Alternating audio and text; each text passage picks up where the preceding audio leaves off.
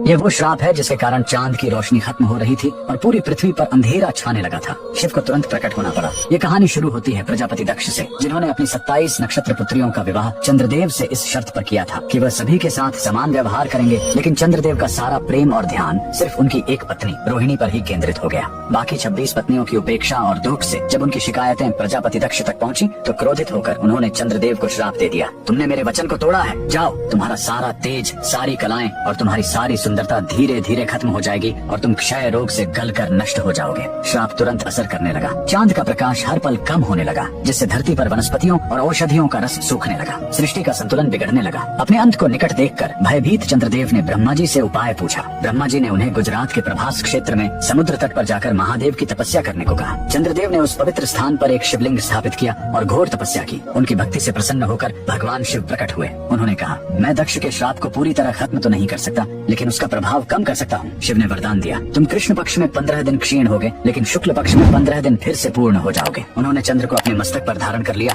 और चंद्रशेखर कहलाए। और जिस ज्योतिर्लिंग की चंद्र ने पूजा की थी, सोमनाथ, सोम यानी चंद्र के नाथ के नाम से प्रसिद्ध हुआ। और यही सोमनाथ मंदिर भारत का पहला ज्योतिर्लिंग आज भी गुजरात के वेरावल में उसी समुद्र तट पर शान से खड़ा है, जहाँ चंद्रदेव ने श्राप से मुक्ति पाई थी। लेकिन रुकिए, इस मंदिर का एक और रहस्य है। यहाँ मौजूद बाण स्तंभ ये बताता है कि यहाँ से लेकर दक्षिणी ध्रुव तक समुद्र के रास्ते में कोई जमीन नहीं है। भगवान शिव के भक्त कमेंट में हर हर महादेव जरूर लिखें।